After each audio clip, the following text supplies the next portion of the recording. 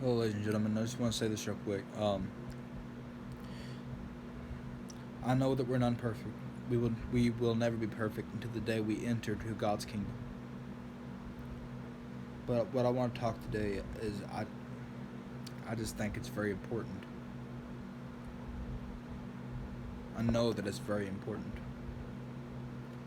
You know, before Jesus Christ died on the cross,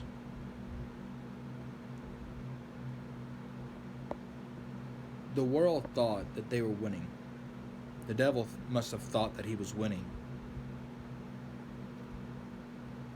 And to make this part long story short, when Jesus was walking up to Calvary, holding that cross, packing that cross, he knew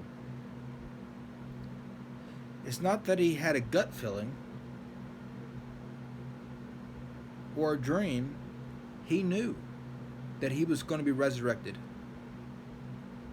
He knew it. I mean, he knows everything. I mean, he knew that his Father was going to wake him on the third day, Easter Sunday. Now, though the world thought different, Jesus knew the truth. Ladies and gentlemen, the world thought that they were winning a spiritual war. They thought that they was going to beat Jesus Christ. Or in other words, they thought that they had actually killed him for good. But ladies and gentlemen, I'll listen to a guy named David Spencer, but a couple of things that he said was really good. But Sunday is coming. I love it part. You know, though the world beat him, spat on him, killed him, mocked him, he knew. And I believe with all my heart that he's seen this coming. He's seen the future. He's seen that he was going to be awakened, raised from the dead. He has victory, death, hell, and the grave. When the tomb was open, I believe the earth trembled. I believe hell trembled.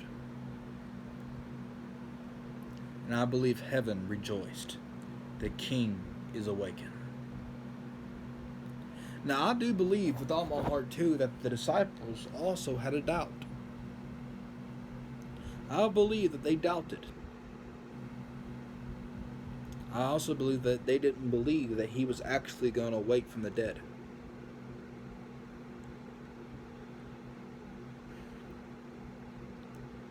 Because when Mary went to the tomb and the tomb was empty, when she went back to tell the disciples what happened, they didn't believe. You know, the thing is, Jesus Christ was not just a human being, but he was also God in the flesh. You, me, or nobody can wake up in the next morning and say that we're sinless, because we're not. But ladies and gentlemen, there is a higher power above us. His name is God, God Jehovah. His Son is named Jesus Christ, the King of Kings and the Lord of Lords, the risen Messiah. Now, everywhere he walked, and every person that he touched was healed.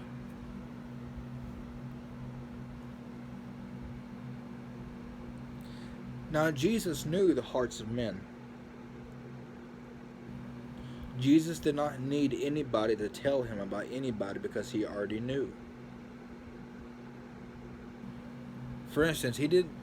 If I was there in his day, nobody would have to tell him about me because he already knew everything about me. He knew when I would wake up yesterday, what I ate, what I drank. And he knew what I would drink today, or tomorrow, or any day. Jesus Christ is God in the flesh. Let me tell you something. On the day of judgment, actually, let's go and move this a little shorter. When Jesus returns,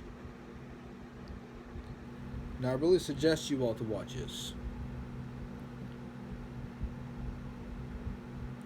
But when Jesus returns, nobody will know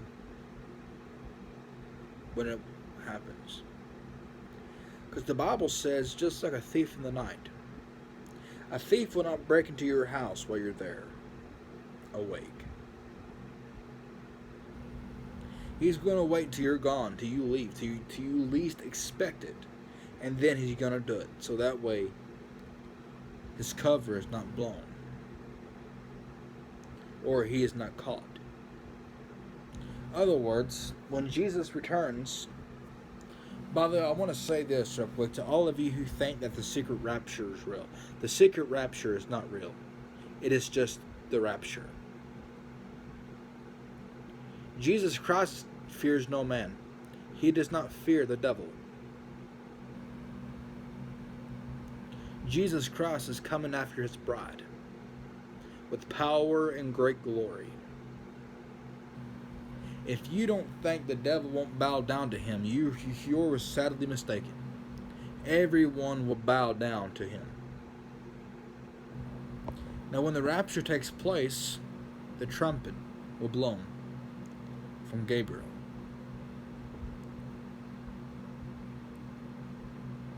And every baby, every person that does not know right from wrong will go with him. Every man, every woman, every child that knows right from wrong, if he done right, if he lived for God, if he repented of his sins, then that person will go to heaven. But if a person did likewise, if he did not do that, if he was not a Christian, if he did not know God in his heart, then he would not go. On the day of Judgment Day, it does not matter if you're rich, if you're poor, if you're pretty, or if you're ugly. It does not matter who your father is, who your mother is, who your brother or sister is. It does not matter where you were born at. It does not matter where you're from. When you stand before God, let me tell you something. Every tough person who thinks that they can do anything, that they can be lawless, every person, every pervert, every rapist, every murderer, every pedophile, every predator, listen to me. Every person on this earth will stand before a righteous God. Every person who says that they'll find another way into heaven. I'll tell you something. There's only one way to heaven. You cannot escape judgment. You cannot escape God. God knows every step that you're going to take. He's God. If God had a limit, he wouldn't be God. If God aged, if he got sick, he wouldn't be God. If he, listen to me, God is God. He's all-knowing, all-powerful, all-loving, all-merciful. But let me tell you something. On the day of judgment, it does not matter if you're lame, if you're blind, if you're crippled, if you're dumb, let me tell you something. Every person will stand before a righteous, holy God. And we will take part of the day of judgment.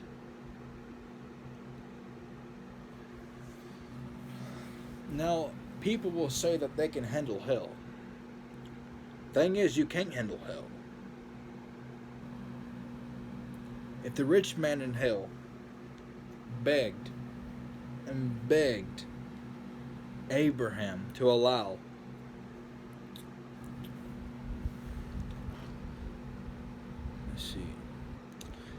Lazarus to walk over there and drip a little water on his tongue, because his tongue was sizzling because of the heat and fire. Nobody can handle hell, but those who go to hell will be there for eternity. Listen to me. Hell was a place of hate, wrath, and your worst nightmares. But heaven is a place of love, rejoicing, happiness, every good thing. So what I'm saying is this. On the day of judgment, we must make sure that we're right with God. Because knoweth no man, no not the angels of heaven, but the Father only. God bless you.